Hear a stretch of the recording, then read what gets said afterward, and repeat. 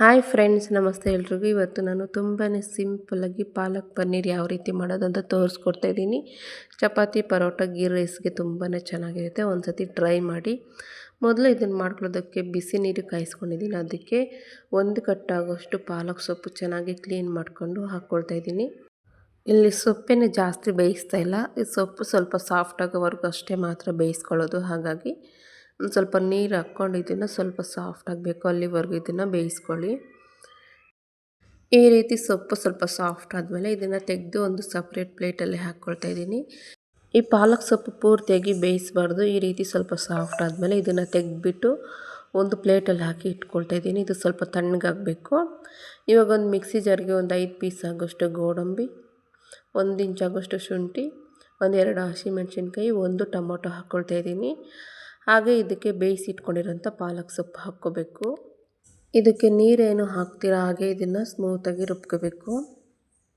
ಇದೆಲ್ಲ ಚೆನ್ನಾಗಿ ರುಬ್ಕೊಂಡಿದ್ದಾದಮೇಲೆ ಒಂದು ಕಡಾಯಿಗೆ ಇಲ್ಲಿ ನಾನು ಒಂದು 5-6 ಸ್ಪೂನ್ ಆಗೋಷ್ಟು ಎಣ್ಣೆ ಹಾಕ್ಕೊಳ್ತಾ ಇದ್ದೀನಿ.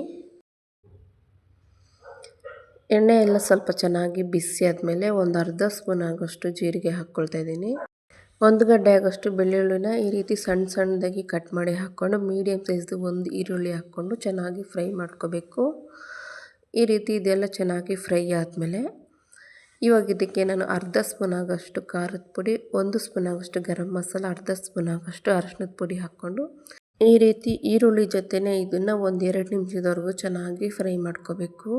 ಈ ರೀತಿ ಮಾಡೋದ್ರಿಂದ ಸ್ವಲ್ಪ ಟೇಸ್ಟ್ ಚೆನ್ನಾಗಿ ಬರುತ್ತೆ. ಹಾಗಾಗಿ ಇದನ್ನು 1-2 ನಿಮಿಷದವರೆಗೂ ಆದರೂ ಚೆನ್ನಾಗಿ ಫ್ರೈ ಮಾಡ್ಕೊಂಡಿದ್ದಾದಮೇಲೆ ರುಬ್ಬಿಟ್ಕೊಂಡಿರೋಂಥ ಪಾಲಕ್ ಪ್ಯೂರಿ ಹಾಕ್ಕೊಂಡು ಇದರಲ್ಲಿರೋ ಹಸಿ ವಾಸನೆ ಎಲ್ಲ ಹೋಗಿ ಎಣ್ಣೆ ಬಿಡಬೇಕು. ಇದನ್ನು ಅಲ್ಲಿವರೆಗೂ ಚೆನ್ನಾಗಿ ಫ್ರೈ ಮಾಡ್ಕೊಳ್ಳಿ. ನೀವಿನ್ನೂ ನಮ್ಮ ಚಾನಲ್ಗೆ ಸಬ್ಸ್ಕ್ರೈಬ್ ಆಗಿಲ್ಲ ಅಂದರೆ ಪ್ಲೀಸ್ ಒಂದು ಸಬ್ಸ್ಕ್ರೈಬ್ ಆಗಿ ಸಪೋರ್ಟ್ ಮಾಡಿ. ಇವಾಗ ಇದಕ್ಕೆ ರುಚಿಗೆ ಎಷ್ಟು ಬೇಕೋ ಅಷ್ಟು ಉಪ್ಪು ಹಾಕ್ಕೊಂಡು ಚೆನ್ನಾಗಿ ಇದು ಹಸಿ ವಾಸನೆ ಎಲ್ಲ ಹೋಗಬೇಕು. ಅಲ್ಲಿವರೆಗೂ ಇದನ್ನು ಚೆನ್ನಾಗಿ ಫ್ರೈ ಮಾಡ್ಕೋಬೇಕು. ಹಾಗೆ ಸೈಡಲ್ಲೆಲ್ಲ ಎಣ್ಣೆ ಬಿಟ್ಕೊಂಡು ಬರಬೇಕು. ಇವಾಗ ಇದನ್ನು ಒಂದು ಲಿಡ್ ಮುಚ್ಚಿಬಿಟ್ಟು ಲೋ ಫ್ಲೇಮಲ್ಲಿ ಒಂದು 5 ನಿಮಿಷದವರೆಗೂ ಮಧ್ಯೆ ಮಧ್ಯೆ ಕಲಿಸ್ಕೊಳ್ತಾ ಫ್ರೈ ಮಾಡ್ಕೊಂಡ್ರೆ ಅದೆಲ್ಲ ಹಸಿ ವಾಸನೆ ಎಲ್ಲ ಹೋಗಿ ಎಣ್ಣೆ ಬಿಟ್ಕೊಂಡು ಬರುತ್ತೆ. ಈ ರೀತಿ ಚೆನ್ನಾಗಿ ಫ್ರೈ ಮಾಡ್ಕೋಬೇಕು. ನೋಡ್ತಾ ಇರ್ಬೋದು ಯಾವ ರೀತಿ ಕಾಣಿಸ್ತಿದೆ ಅಂದ್ಬಿಟ್ಟು. ಈ ರೀತಿ ಎಣ್ಣೆ ಬಿಟ್ಕೊಂಡು ಬರಬೇಕು. ಅಲ್ಲಿವರೆಗೂ ಇದನ್ನು ಚೆನ್ನಾಗಿ ಫ್ರೈ ಮಾಡ್ಕೋಬೇಕು. ಇವಾಗ ಇದನ್ನು ಚೆನ್ನಾಗಿ ಮಿಕ್ಸ್ ಮಾಡ್ಕೊಳ್ತಾ ಇದ್ದೀನಿ. ಇವಾಗ ಇದಕ್ಕೆ ನಿಮಗೆ ಪಾಲಕ್ಗೆ ಗ್ರೇವಿ ಎಷ್ಟು ಬೇಕಷ್ಟು ನೋಡಿಕೊಂಡು ನೀರು ಹಾಕ್ಕೊಳ್ಬೇಕು. ನಾನು ಅದೇ ಮಿಕ್ಸಿ ಜಾರ್ಗೆ ಸ್ವಲ್ಪ ನೀರು ಹಾಕ್ಕೊಳ್ತಾ ಇದ್ದೀನಿ. ಒಂದು ಚಿಕ್ಕ ಲೋಟ ಆಗೋಷ್ಟು ನೀರು ಹಾಕ್ಕೊಂಡು ಚೆನ್ನಾಗಿ ಮಿಕ್ಸ್ ಮಾಡ್ಕೊಳ್ತಾ ಇದ್ದೀನಿ. ಇವಾಗ ಇದಕ್ಕೆ ನಾನು ಕಟ್ ಮಾಡಿ ಇಟ್ಕೊಂಡಿರೋಂಥ ಪನ್ನೀರ್ ಹಾಕ್ಕೊಳ್ತಾ ಇದ್ದೀನಿ. ಪನ್ನೀರನ್ನ ಚೆನ್ನಾಗಿ ಒಂದು 2-3 ಸತಿ ಆದರೂ ವಾಶ್ ಮಾಡಿಬಿಟ್ಟು ಹಾಕ್ಕೊಳ್ಳಿ. ನಿಮಗೆ ಯಾವ ಸೈಜಿಗೆ ಬೇಕೋ ಆ ಸೈಜ್ಗೆ ಕಟ್ ಮಾಡಿ ಹಾಕ್ಕೋಬಹುದು. ನಾನಿಲ್ಲಿ ಒಂದು ಮೀಡಿಯಮ್ ಸೈಜಾಗಿ ಕಟ್ ಮಾಡ್ಕೊಂಡಿದ್ದೀನಿ.